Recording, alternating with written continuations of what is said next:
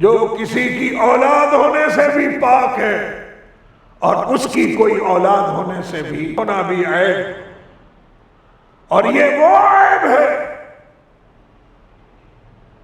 جو اللہ کو الوہیت سے تم مکرمون، یہ فرشتے لڑکیاں نہیں ہیں، مرد ہیں، جب تک کہ وہ فرشتوں کے وجود پر فرشتے ہیں اس بات پر ایمان نہیں، ایمان معتبر ہے نہ اسلام معتبر ہے، یہ ہے فرشتے۔ پھر تعداد سوا کوئی جان ہی نہیں سکتا، جانتا ہی۔ رسول رحمت علیہ الصلوۃ والتسلیم نے آسمان پر ہو آیا، ایک ایک آسمان کو دیکھا،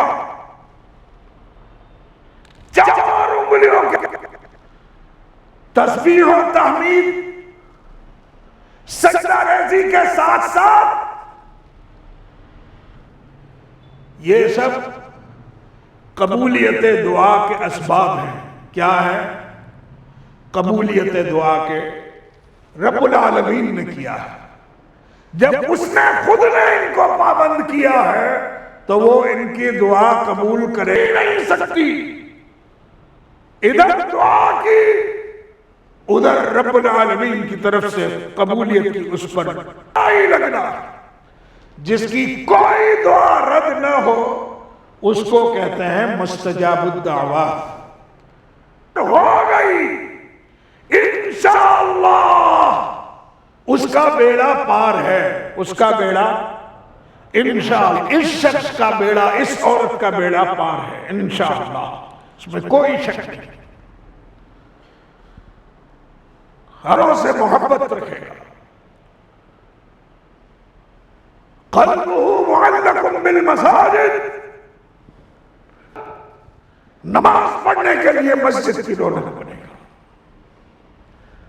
افسوس ہے یہ جمعہ والوں کے لیے، رب کبریا سے گفتگو کرنے سے پہلے دعا کرتا ہوں یہ جتنے بیٹھے ہیں اور آج کے بعد اس جدید وسیلے کے ذریعے جہاں اس کے فرشتے بھی مسجدوں میں باجماعت نماز میں دانی جانب امام اغفر لہ، اللہم ارحم، یا اللہ یہ دانی صف میں الیاس آکے یا أيها الذين آمنوا إذا نودي للصلاة من يوم الجمعة فاسعوا إلى ذكر الله وذروا البيع ذلكم خير لكم إن كنتم تعلمون فلا مضل له ومن يضلل فلا هادي له وأشهد أن لا إله إلا الله وحده لا شريك له وأشهد أن محمدًا عبده ورسوله أما بعد فإن خير الحديث كتاب الله وخير الهدي هدي محمد صلى الله عليه وسلم وشر الأمور محدثاتها وكل محدثة بدعة وكل بدعة ضلالة وكل ضلالة في النار أعوذ بالله السميع العليم وبوجهه الكريم وسلطانه القديم من الشيطان الرجيم الذين يحملون العرش ومن حوله يسبحون بحمد ربهم ويؤمنون به ويستغفرون للذين آمنوا ربنا وسعت كل شيء رحمة وعلما فاغفر للذين تابوا واتبعوا سبيلك وقهم عذاب الجحيم وعن عائشة رضي الله تعالى عنها إن الله وملائكته يصلون على ميامن الصفوف رواہ ابو داود۔ اللہ رب العزت کی بے پناہ حمد و ثنا، اس کی تعریف و توصیف، اس کی کبریائی، بڑائی، بزرگی، اس رب ذوالجلال کا بے انتہا شکر و احسان، اور میرے اور آپ کے پیغمبر، کائنات کے ہادی، امام، مقتدی، رہنما و رہبر، بہتر و برتر، صاحب حوض کوثر، نبیوں کے افسر، خاتم الانبیاء والمرسلین، رحمت للعالمین، حضرت محمد الرسول اللہ صلی اللہ علیہ وآلہ وسلم پر انگنت ولا تعداد درود و سلام کے بعد، رب ذوالجلال کی توفیق اور اس کے نہایت ہی فضل سے خطبہ جمعہ کے اس مبارک اور مختصر سے وقت کے لیے مسلسل چل رہی گفتگو کے مطابق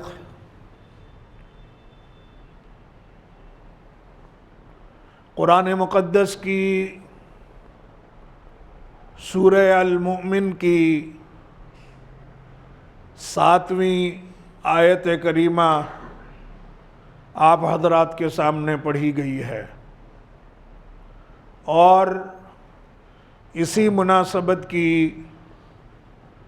رسول رحمت علیہ الصلاۃ والتسلیم کی وہ حدیث جسے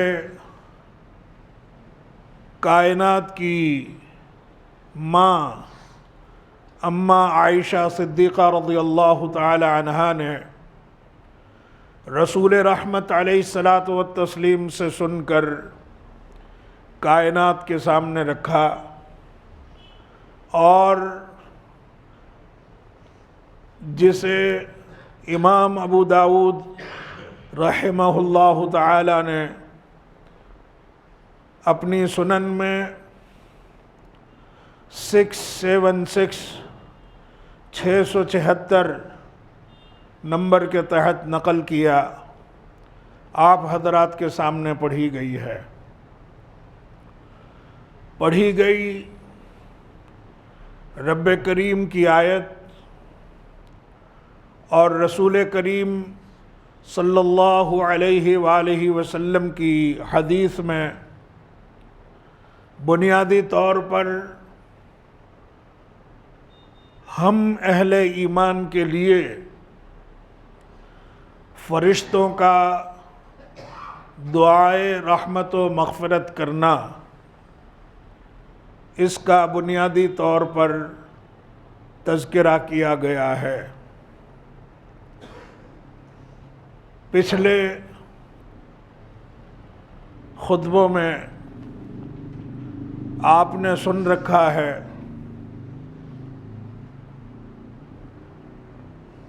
کہ وہ کام، وہ اسباب یا وہ خوش نصیب لوگ جن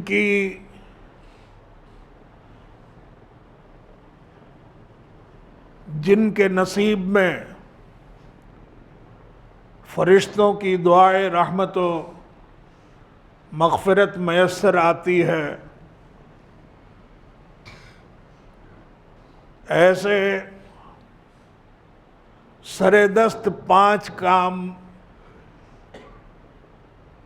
اسی مسجد سے جڑے ہوئے ہیں، اور ان خوش نصیب مصلیوں کے ساتھ جڑے ہوئے ہیں جو اللہ کے اس قسم کے گھروں کی رونق بنتے ہیں، آباد کاری کا باعث بنتے ہیں۔ ان میں سے سرے دست 4 کام، 4 قسم کے مصلی آپ کی جمعے کی سماعتوں سے گزر چکے۔ اس سے پہلے کہ آج 5ویں خوش نصیب نمازی گروہ کا تذکرہ ہو، 5واں وہ کام جس سے ہم گنہگاروں کے نصیب میں فرشتوں کی دعائے رحمت و مغفرت ملتی ہے، اس کو واضح کرنے سے پہلے مختصر سی فرشتوں کی تعریف، فرشتوں کا وصف، ان کی صفت و خوبی اور ان کی دعا کی حیثیت کو سمجھ لے، تاکہ خطبے کا خلاصہ اور ما حصل اچھی طرح سے ذہن نشین ہو جائے۔ ہم سب اس بات کو اچھی طرح سے جانتے ہیں کہ فرشتے، ملائکہ، اللہ کی فوج، اللہ نے ان کو نور سے پیدا کیا، نورانی مخلوق۔ پھر ان کا وصف خود رب العالمین نے کائنات کے سامنے رکھا۔ آج کی پڑھی گئی آیت سورہ المومن آیت نمبر 7 میں فرمایا، یسبحون بحمد ربہم ویؤمنون بہ، ہما وقت، ہر وقت اللہ پر مکمل ایمان کے ساتھ اس کی حمد و ثنا بیان کرتے رہتے، تسبیح کے گن گاتے رہتے۔ پھر رب العالمین نے سورہ التحریم آیت نمبر 6 میں فرمایا، لا یعصون اللہ ما امرہم وَيَفْعَلُونَ مَا يُؤْمَرُونَ۔ کائنات کی یہ ایک ہی مخلوق ایسی ہے جس سے کبھی کسی قسم کا کوئی گناہ سرزد ہوتا ہی نہیں ہے۔ کائنات کی اکیلی بے گناہ مخلوق، وَيَفْعَلُونَ مَا يُؤْمَرُونَ، اللہ نے جس کام پر لگا دیا، مامور کیا، اس میں وہ کبھی سرتابی نہیں کرتے، اس کام کو کیے جاتے ہیں۔ وہاں سورہ الانبیاء آیت نمبر 26 میں فرمایا، وَقَالُوا اتَّخَذَ الرَّحْمَنُ وَلَدًا سُبْحَانَهُ بَلْ عِبَادٌ مُكْرَمُونَ۔ جن سے اسلام کو سب سے پہلے سامنا پڑا تھا وہ کفار اور مشرکین عرب تھے۔ وہ فرشتوں پر ایمان رکھتے تھے، لیکن معاذ اللہ وہ کہتے تھے فرشتے اللہ کی بیٹیاں ہیں. اللہ نے فرمایا سبحانہ، اللہ وہ ہے جو کسی کی اولاد ہونے سے بھی پاک ہے اور اس کی کوئی اولاد ہونے سے بھی پاک ہے. تبھی تو وہ اللہ ہے. کسی کی اولاد ہونا بھی عیب اور اس کی اولاد ہونا بھی عیب، اور یہ وہ عیب ہے جو اللہ کو الوہیت سے نکال دیتا، رب کو ربوبیت سے نکال دیتا. اس کی کوئی اولاد نہیں، تبھی تو وہ اللہ ہے. میں اس سلسلے میں آگے جانا نہیں چاہتا. پھر اللہ نے فرشتوں کا وصف، ان کی خوبی بیان کی. بل عباد مکرمون، یہ فرشتے لڑکیاں نہیں ہیں، مرد ہیں، مرد. لیکن کیسے مرد؟ باعزت مرد ہیں. اللہ نے ان کی خوبی بیان کی، باعزت مرد. یہ ہیں فرشتے. پھر ان کے وجود پر ایمان لانا. فرشتے ہیں، یہ ہمارے ارکان ایمان کا ایک لازمی جز اور حصہ ہے. کائنات کا کوئی شخص، کوئی فرد بشر، کوئی مائی کا لال اس وقت تک اپنے آپ کو مومن اور مسلمان نہیں کہہ سکتا جب تک کہ وہ فرشتوں کے وجود پر، فرشتے ہیں اس بات پر ایمان نہیں لے آتا. ایسے کسی شخص کا نہ ایمان معتبر ہے نہ اسلام معتبر ہے. یہ ہیں فرشتے. پھر تعداد کہ قرآن سے پوچھو. قرآن کہتا ہے سورہ المدثر آیت نمبر 31، وَمَا يَعْلَمُ جُنُودَ رَبِّكَ إِلَّا هُ. ساری کائنات میں فرشتوں کی تعداد اللہ کے سوا کوئی جان ہی نہیں سکتا، جانتا ہی نہیں. رسول رحمت علیہ الصلوۃ والتسلیم نے ایک اندازہ دیا تھا.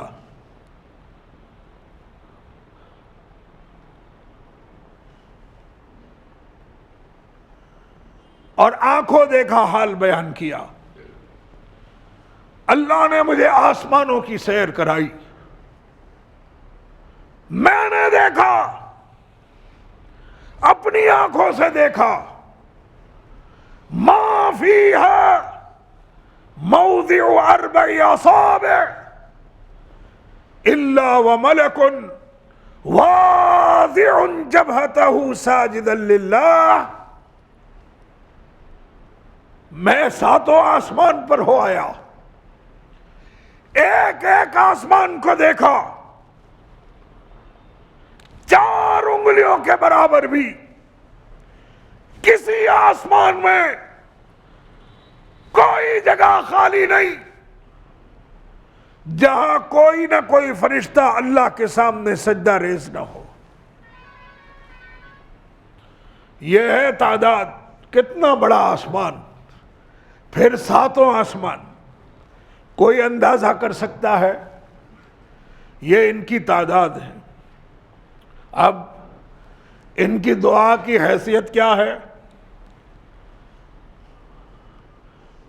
ابھی آپ نے سنا رب العالمین نے سورہ التحریم آیت نمبر 6 میں فرمایا لا یعصون اللہ ما امرہم. ہما وقت تسبیح و تحمید سجدہ ریزی کے ساتھ ساتھ کائنات کی بے گناہ مخلوق حمد و ثنا بھی، تحمید و تقدیس بھی، تسبیح اور تحلیل بھی، سجدہ ریزی بھی، یہ سب قبولیت دعا کے اسباب ہیں۔ کیا ہیں؟ قبولیت دعا کے۔ لیکن اس کے ساتھ ساتھ دعا کرنے والے کا کائنات میں کوئی گناہ ہی نہ ہو، بے گناہ شخصیت وہ دعا کرے، ظاہر سی بات ہے اس کی دعا سب سے پہلے قبول ہوگی۔ اور دوسری وجہ ہے کہ اہل ایمان کے لیے دعائے رحمت و مغفرت کرنے پر ان فرشتوں کو پابند اور مامور ہی رب العالمین نے کیا ہے۔ جب اس نے خود نے ان کو پابند کیا ہے تو وہ ان کی دعا قبول کرے گا کہ نہیں کرے گا؟ سیدھی سی بات ہے۔ اس کا موٹا سا مطلب ہے کہ فرشتے مستجاب الدعوات ہیں۔ کیا ہیں؟ اب بولو تو صحیح، مستجاب الدعوات۔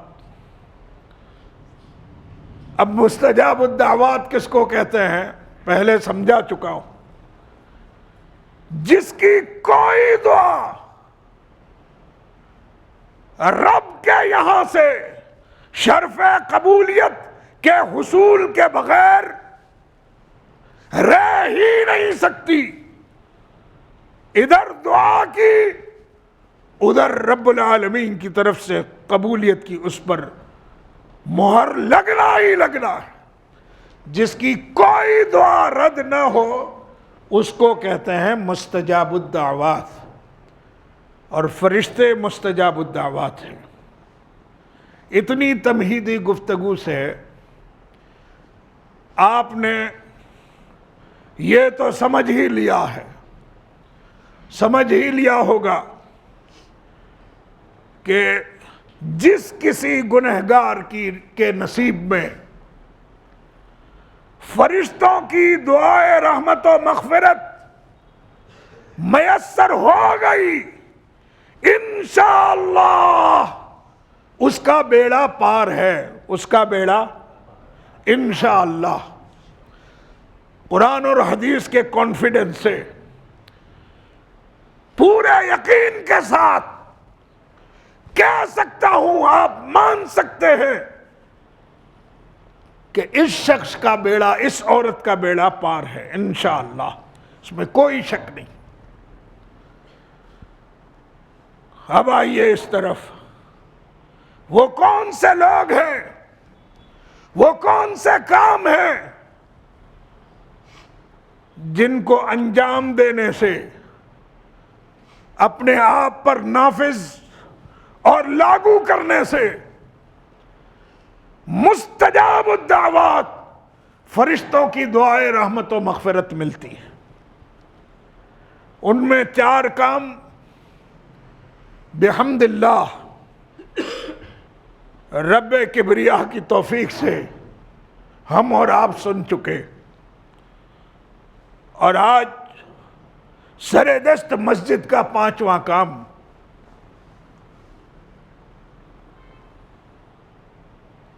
آپ حضرات کے سامنے رب کی توفیق سے رکھا جا رہا ہے۔ وہ 5واں کام ہے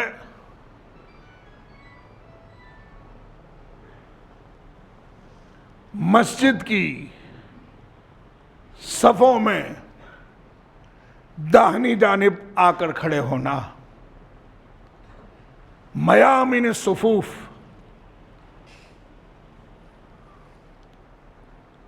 مشکل یہ ہے کہتے ہوئے رونا سا آتا ہے.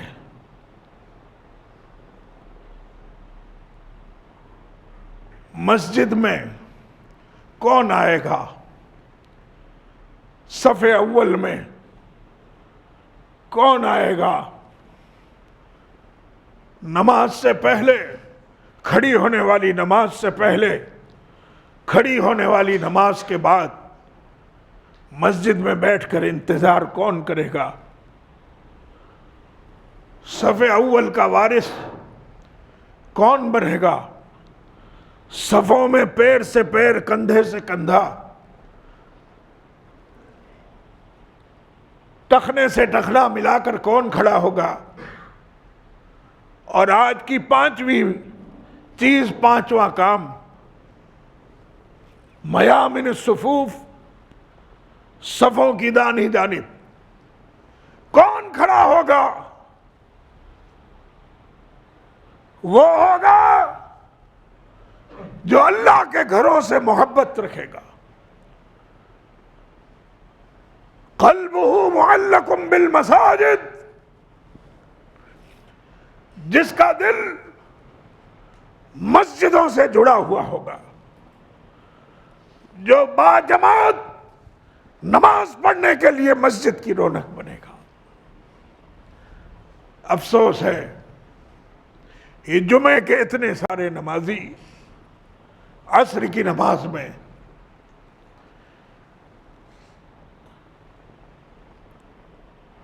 ان کا عشر عشیر بھی نہیں رہ جائے گا.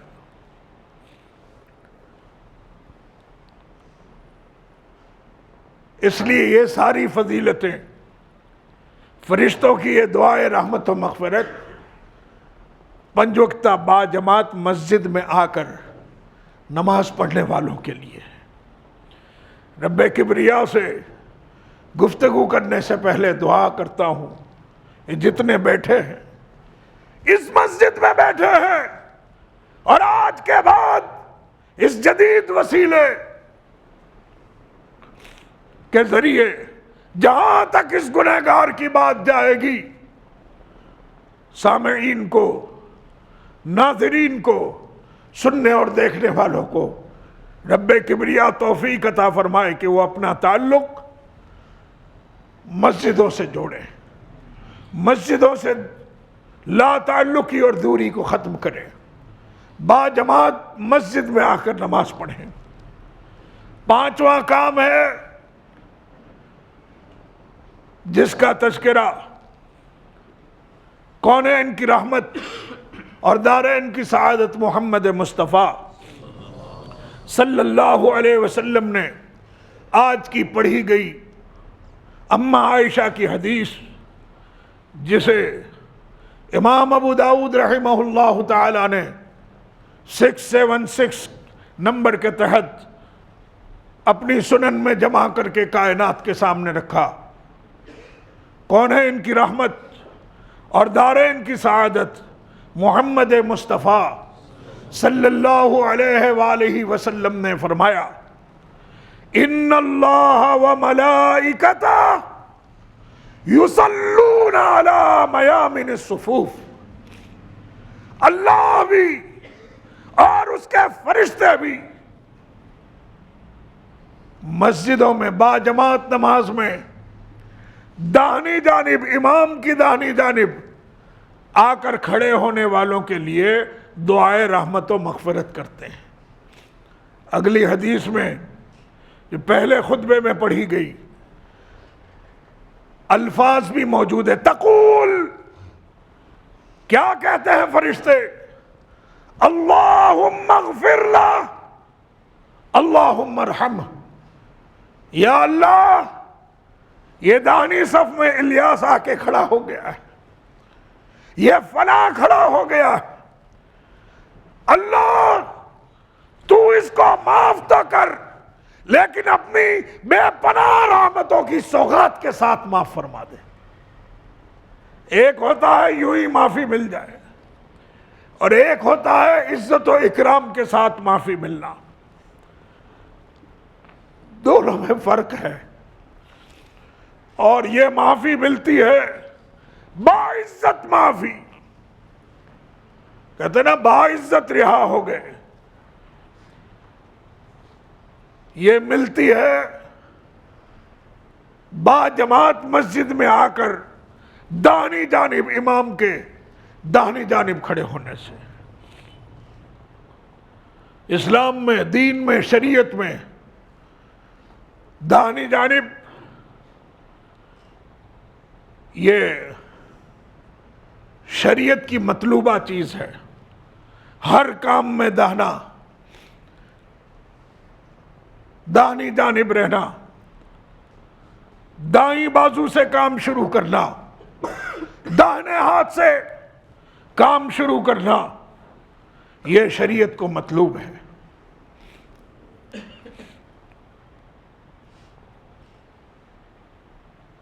نبی رحمت علیہ الصلوۃ والتسلیم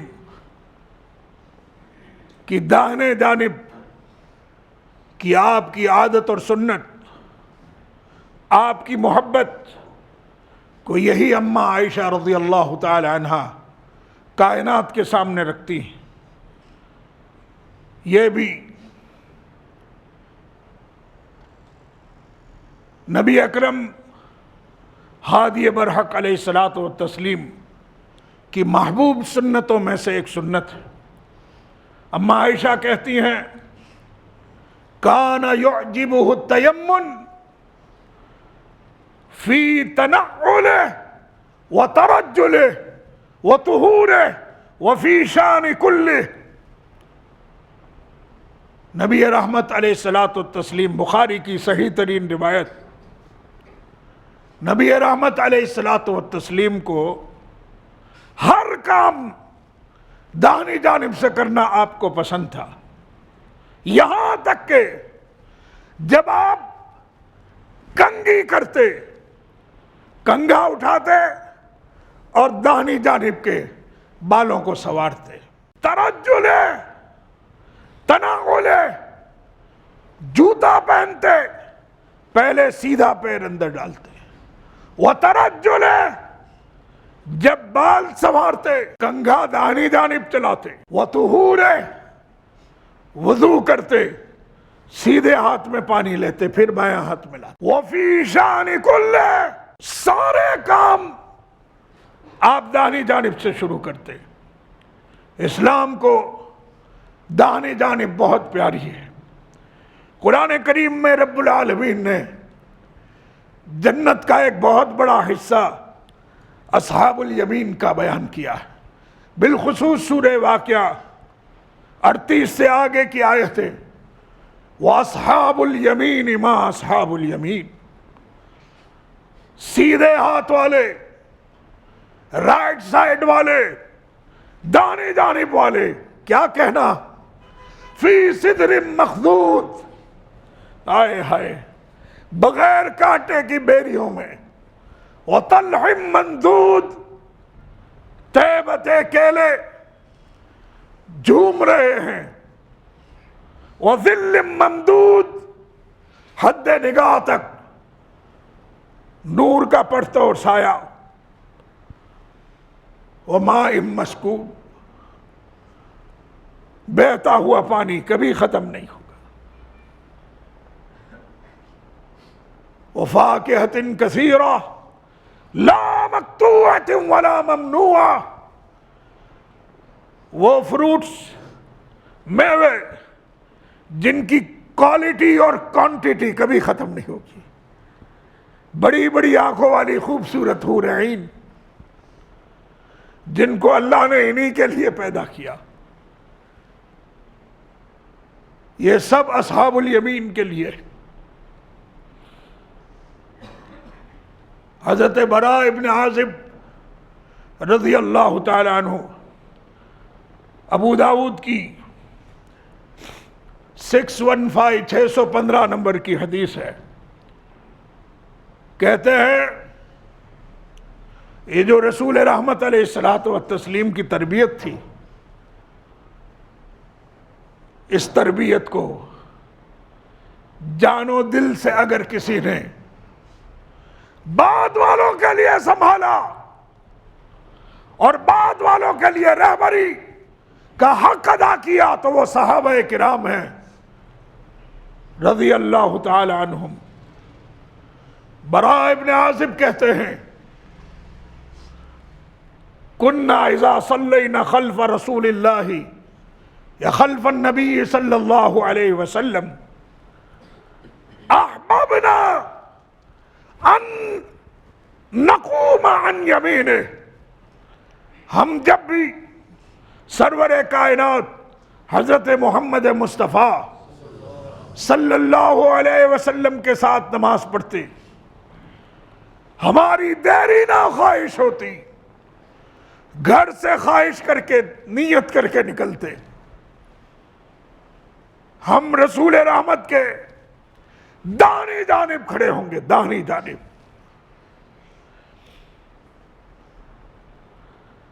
کیوں؟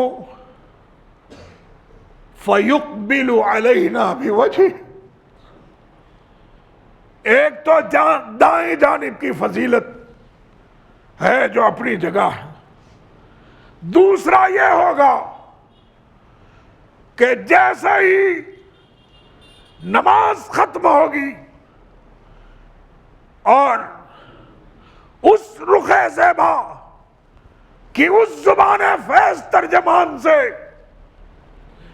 سلامتی کی، راحتوں کی، سکون کی جو برکھا برسے گی، السلام علیکم ورحمت اللہ کے الفاظ سے تم پر اللہ کی سلامتی، اللہ کی بے پناہ رحمتیں ہوں، وہ سب سے پہلے ایک تو آپ کا رخ زیبا بھی، چہرہ انور بھی ہماری طرف ہو، اور اس سے نکلنے والے دعائیہ الفاظ بھی سب سے پہلے ہم سے وابستہ ہو۔ اس خواہش سے آ کر دائیں جانب میامن الصفوف میں آ کر وہ کھڑے ہوتے، اس کی کوشش کرتے۔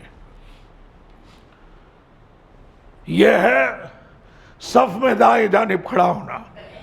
خطبے کے مختصر وقت کسی تفصیل کی اجازت نہیں دیتے، اس سلسلے کی موٹی موٹی سی گفتگو ہو جائے اور بات سمجھ میں آ جائے، اور انشاءاللہ اگر دل اس پر عمل کے لیے آمادہ ہو گیا، یہ سننے والے گنہگار اور آج کے بعد جو سنیں گے، انہوں نے اپنے آپ پر یہ فرشتوں کی دعائے رحمت و مغفرت ملنے والا کام نافذ کر لیا، تو چشم فلک نے، کائنات کی نگاہوں نے آج سے بہتر اور بابرکت کوئی محفل نہیں دیکھی ہے۔ رب ہمیں عمل کی توفیق عطا فرمائے۔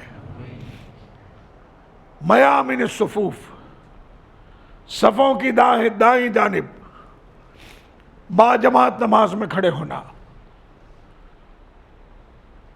اس کا ہرگز بھی یہ مطلب نہیں ہے کہ ہر آنے والا دائیں طرف ہی کھڑا ہو جائے، یہاں تک کہ دوسری صف میں بھی دائیں جانب ادھر کون کھڑا ہوگا،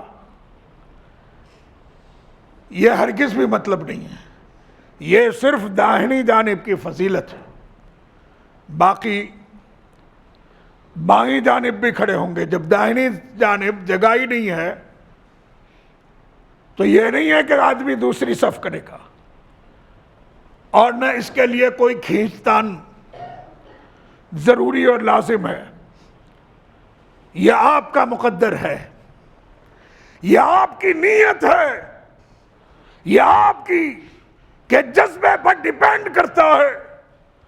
اگر آپ گھر سے اس نیت سے نکلے ہیں، رب کریم آپ کی نیت کو قبول فرما کر آپ کو صف اول میں بھی جگہ دے گا، اور میامن الصفوف داہنی جانب بھی اللہ جگہ عطا فرمائے گا۔ لیکن اگر لوگ زیادہ ہیں، اللہ توفیق دے لوگوں کو، وہ ہمیشہ زیادہ رہیں اور آپس میں مسابقہ، مقابلہ ہو آگے بڑھنے کا، شریعت کو یہی مطلوب ہے۔ اسی لیے یہ فضائل بیان کیے گئے ہیں۔ اگر جگہ میسر نہیں ہے تو بائیں جانب کھڑا ہو. اسے بھی انشاءاللہ وہی فضیلت حاصل ہے جو داہنی جانب کھڑے ہونے والے. کیوں کہ یہ بھی اسی نیت سے آیا ہے, نیت سے آئی ہے. انما الاعمال بالنیات, بخاری کی پہلی حدیث کائنات کو سمجھاتی ہے. لیکن یہ نیت کون کرے گا؟ جو باجماعت مسجد میں نماز پڑھنے آئے گا. جن کو نماز ہی نہیں پڑھنی اور پڑھنی ہے باجماعت مسجد میں نہیں پڑھنی, ان کے لیے کوئی اصول و ضابطہ اور انہیں کسی قسم کی کوئی فضیلت حاصل ہوتی, انہیں دعائے رحمت و مغفرت بھی ملتی, محروم تماشا بنا دیتا رب العالمین. وہ بائیں جانب آ کر کھڑا ہو جائے, انشاءاللہ اسے بھی وہی فضیلت ملے گی. اور یہ نہیں ہے کہ سارے لوگ داہنی جانب بھی کھڑے ہوتے جائیں. جب نماز کھڑی ہو جائے اکثر دیکھا جاتا ہے کہ داہنی جانب زیادہ لوگ کھڑے ہو جاتے, بائیں جانب توازن برقرار نہیں رہتا. جبکہ صحیح احادیث سے یہ بات ثابت ہے کہ امام بیچوں بیچ میں ہونا چاہیے. کہاں ہونا چاہیے؟ بیچوں بیچ میں. بیچ کا نشان ہی امام ہے, تبھی تو اس کو امام مقرر کیا گیا. اور ابو داؤد کی غالباً ابو داؤد کی یہ حدیث ہے, وسط الامام وسد الخلل, امام کو بیچوں بیچ رکھو اور صفوں میں خالی جگہ, دونوں پیروں کی جگہ اس کو بند کرو. پھر مصیبت آ گئی. سب بندی تو کرنی ہی نہیں ہے, پیر سے پیر ملانا ہی نہیں ہے. افسوس ہے اتنا بڑا رہبر اعظم جس نے نماز کی ایک ایک حیت, ایک ایک شکل, ایک ایک صورت بتلائی, اب کیسے کھڑا ہوگا, کہاں کھڑا ہوگا, کیسے کھڑا ہوگا. یہ مسلمان ہے جس کا کلمہ پڑھ کر اپنے آپ کو مسلمان کہلاتے ہیں. محمد الرسول اللہ صلی اللہ علیہ وسلم کی رہبری اور رہنمائی پر ان کی تسلی نہیں ہو پاتی. اسی لیے تو دین کے جہاں نماز مسئلہ ہے وہیں عبادات میں, سنن میں, سنتوں میں, حدود میں, حدوں میں, حلال و حرام میں, احکام میں, ممانعت میں, جائز میں, ناجائز میں رسول رحمت علیہ الصلوۃ والتسلیم کی سیدھی, سچی, صاف اور صحیح حدیث ہوتے ہوئے اپنے خود ساختہ اماموں, پیروں, فقیروں, مولویوں, مفتیوں, ملنگٹوؤں کی پتلی گلیاں تلاش کیے جاتے. ہمارے امام نے ایسا کہا. اللہ کے بندوں کو کون سمجھائے؟ سیدھی سی بات ہے, ہمیں کسی سے کسی قسم کا بیر نہیں. یہ دین رب نے کسی امام پر, مولوی پر نازل نہیں کیا. کس پر نازل کیا؟ محمد الرسول اللہ صلی اللہ علیہ وسلم. کس کے ذریعے نازل کیا؟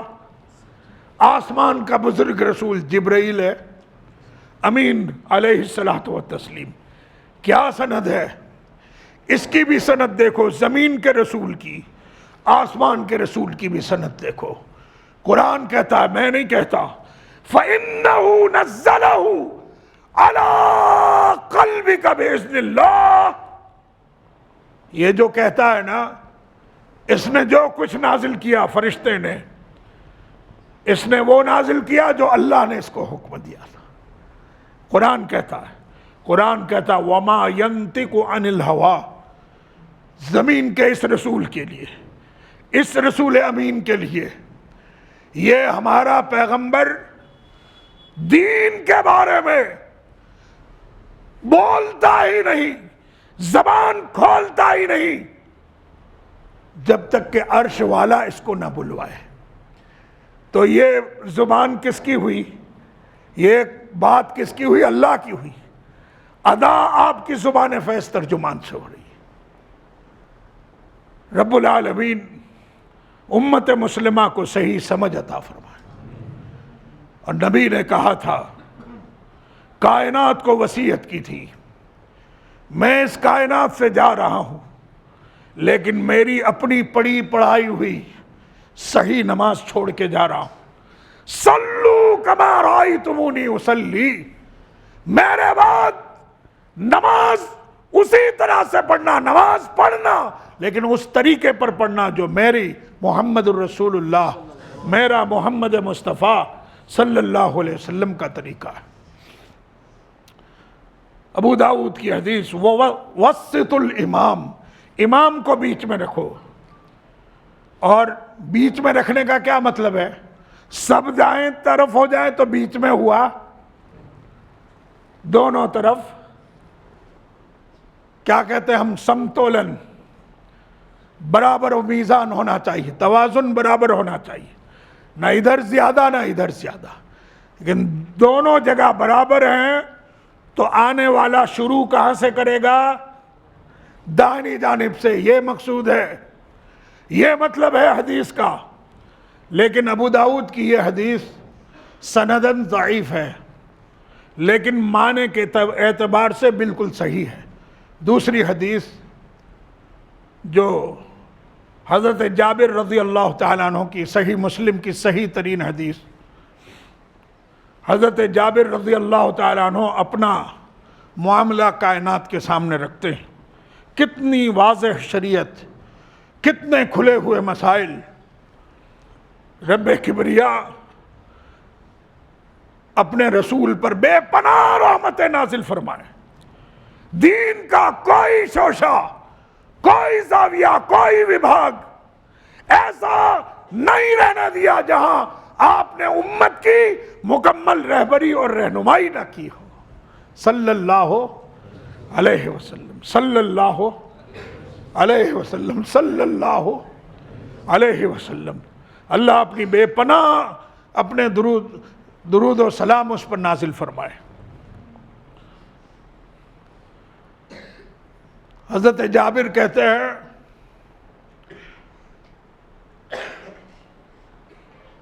کہ میں نے نبی رحمت علیہ الصلوۃ والتسلیم کے ساتھ نماز پڑھی، صلیت مع رسول اللہ صلی اللہ علیہ وسلم یا صلیت مع النبی صلی اللہ علیہ وسلم، میں نے نبی رحمت علیہ الصلوۃ والتسلیم کے ساتھ، آپ نماز کے لیے کھڑے ہوئے، اکیلے تھے، میں آپ کے ساتھ جڑنے کے لیے آپ کے ساتھ نماز میں مل گیا، لیکن کہاں ملا؟ فَقُمْتُ عَلَى يَسَارِ، حدیث کے الفاظ، میں آپ کی بائیں جانب کھڑا ہو گیا، فَأَخَذَ بِيَدِي، رسول اللہ صلی اللہ علیہ وسلم نے میرا ہاتھ پکڑا۔ مسئلہ ذہن میں رکھتے جائیے، اچھی طرح سے حدیث کے الفاظ سنیے۔ ایک حدیث سمندر ہوتی ہے، بے پناہ موتی نکالنے والے اس میں سے نکال سکتے ہیں، بے پناہ مسائل ایک ہی حدیث کائنات کے سامنے رکھ دیتی ہے۔ کیا ہوا؟ کونین کی رحمت اور دارین کی سعادت محمد الرسول اللہ صلی اللہ علیہ وسلم نے فَأَخَذَ بِيَدِي، میرا ہاتھ پکڑا۔ کس میں پکڑا؟ دوران نماز کے۔ آپ نے نماز توڑی نہیں، کیا کہتے ہیں ہم، چالو نماز میں، درمیان نماز میں میرا ہاتھ پکڑا، فَأَدَارَنِي، ہاتھ پکڑ کے مجھے گھما کے اپنی داہنی جانب کر لیا۔ اب میں داہنی جانب کونین کی رحمت کے پڑھنے لگا۔ کیا مطلب ہے؟ داہنی جانب پہلے ابتدا کریں گے، اور اگر امام اکیلا ہے، تنہا مقتدی ہے، تو وہ ہمیشہ امام کی داہنی جانب کھڑے رہے گا، میامن الصفوف۔ پھر جابر کہتے ہیں اب ہم 2 نماز پڑھ رہے تھے، فجا جبار ابن صخر، ایک اور صحابی جبار ابن صخر آ گئے، فتوضا ثم جاء فقام عن یسار رسول اللہ صلی اللہ علیہ وسلم، وہ آئے اور نبی اکرم صلی اللہ علیہ وسلم کے بائیں جانب کھڑے ہو گئے۔ یہ شکل بھی صحیح نہیں ہے، تو کیا ہوا؟ جابر کہتے ہیں، مسلم کی صحیح ترین حدیث، کہتے ہیں رسول رحمت علیہ الصلوۃ والتسلیم نے اب ہم دونوں کے ہاتھ پکڑے، فَأَخَذَ بِيَدَيْنَا جَمِيعًا، ہم دونوں کے ہاتھ پکڑے، نماز ہو رہی ہے، دوران نماز دونوں کے ہاتھ پکڑے، پھر کیا کیا؟ فَدَفَعْنَا، ہم دونوں کو پیچھے کیا، حتیٰ یہاں تک کہ ہم کو آپ کے برابر پیچھے آپ نے کھڑا کر دیا، فَأَقَامَنَا خَلْفَهُ، ہم کو اپنے پیچھے کھڑا، امام بیچ میں ہوگا، اب 2 آگے، امام بیچ میں ہوگا اور یہ دونوں پیچھے ہوں گے۔ کیا معلوم ہوا؟ جو اگلی حدیث ہے اس نے کہا وسط الامام، امام بیچ میں ہوگا، سندن ضعیف ہے لیکن یہ حدیث اس کے معنی کو صحیح قرار دیتی ہے، اس لیے امام ہمیشہ بیچ میں ہوگا۔ آنے والے خواہش رکھیں گے، ان کی حرص موت تک رہے گی کہ کاش داہنی جانب با جماعت نماز میں حصہ مل جائے، اور موقع ملے وہ داہنی جانب کھڑے ہوں، لیکن صفوں کے توازن ہرگز بھی وہ خراب نہ کریں، امام بیچ میں، دونوں جانب برابر برابر کی سب بندی ہونی چاہیے۔ ایک اور حدیث ہے جو ابو داؤد ہی کی حدیث ہے، رسول رحمت علیہ الصلوۃ والتسلیم نے فرمایا اتم الصف الاول ثم الذی یلیہ، پہلی صف پوری کرو، اس کے بعد دوسری، پھر تیسری، اور جو کچھ نقص باقی رہے وہ آخری صف کے لیے چھوڑ دو۔ آخری صف میں جہاں چاہے کھڑے ہو، کیوں وہ مکمل ہو ہی نہیں سکتی، لیکن اگلی صف آپ نے یہ نہیں کہا داہنی جانب کھڑے ہو کے بائیں جانب چھوڑ دو، اس کو مکمل کریں گے، سنت ہے یہ۔ اور جب داہنی جانب جگہ نہ ملے، بائیں جانب پہلی صف میں کھڑا ہونا افضل ہے، اور یہاں کی نیت سے آیا یہاں کھڑا ہونا بھی افضل ہے اس کے لیے۔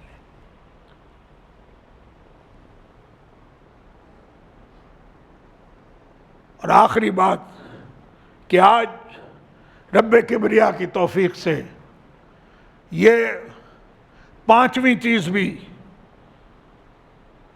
ہم نے سن لی، ذہن نشین کر لی۔ میں نہیں سمجھتا کہ 5 چیزیں کسی نے یاد رکھی ہو اور عمل کی کوشش کی ہو الا ماشاء اللہ۔ دین سے ہمارا تعلق ہی اتنا رہ گیا ہے۔ یہ 5 باتیں سامنے آ جائیں تاکہ ان 4-5 خطبوں کا ماحصل اور خلاصہ بھی ہمارے ذہن نشین ہو جائے اور ہم اس پیغام کو لے کر جائیں۔ سر دست پہلا کام، با جماعت نماز کے لیے کھڑی ہونے والی نماز سے پہلے مسجد میں آنا، کھڑی ہونے والی نماز کا کے انتظار میں بیٹھنا، اور جب سلام پھر جائے، روایت نبی رحمت علیہ السلام ابو ہریرہ رضی اللہ تعالیٰ عنہ اس کے راوی ہیں، نبی اکرم صلی اللہ علیہ وسلم نے فرمایا ان الملائکۃ تصلی علی احدکم ما دام فی مجلسہ، جب تک باجماعت نماز پڑھنے والا کھڑی ہونے والی نماز سے پہلے اس کے انتظار میں آ کر مسجد میں بیٹھتا ہے، اللہ کے فرشتے اس کے لیے دعائے رحمت و مغفرت کرتے ہیں۔ مسلم 649، بخاری 659۔ دوسرا کام، نماز کے سلام پھیرنے کے بعد بخاری 647 حدیث نمبر، لم تزل الملائکۃ تصلی علیہ ما دام فی مصلاہ، سلام پھیرنے کے بعد بھی جب تک آدمی اپنی نماز پڑھنے کی جگہ پر بیٹھا رہتا ہے، فرشتے برابر اس کے لیے دعائے رحمت و مغفرت کرتے ہیں۔ تیسرا کام، الذین یصلون فی الصفوف الاول، فرشتے ان مصلیوں کے لیے دعائے رحمت و مغفرت کرتے ہیں جو صف اول کے نمازی ہوتے ہیں۔ چوتھا کام، ان لوگوں پر فرشتوں کی دعائے رحمت و مغفرت ہوتی ہے جو صف بندی کا اہتمام کرتے ہیں، پیر سے پیر میں یصلون الصفوف، جو صف بندی مکمل کرتے ہیں۔ اور صف بندی کی تکمیل کا نام ہے پیر سے پیر ملانا، گھٹنے سے گھٹنا، کندھے سے کندھا۔ اور پانچواں اور آخری کام، ان اللہ وملائکتہ یصلون علی میامن الصفوف، اما عائشہ کہتی ہیں ان لوگوں پر بھی فرشتے دعائے رحمت و مغفرت کرتے ہیں جو با جماعت نماز میں دہنی جانب آ کر کھڑے ہوتے ہیں یا اس کی خواہش رکھتے ہیں۔ رب کبریا سے دعا ہے پروردگار عالم، یہ سر دست 5 کام جو مسجد سے جڑے ہوئے ہیں، رب العالمین ان کو ہمارے وجود پر نافذ کرنے کی توفیق عطا فرمائے، وہ کام کروائے جس سے وہ مولا خوش ہوتا ہو، ان کاموں سے بچائے جو اس کی ناراضگی کا سبب اور عذاب کا سبب بنتے ہوں۔ اقول قولی ھذا واستغفر اللہ لی ولکم ولسائر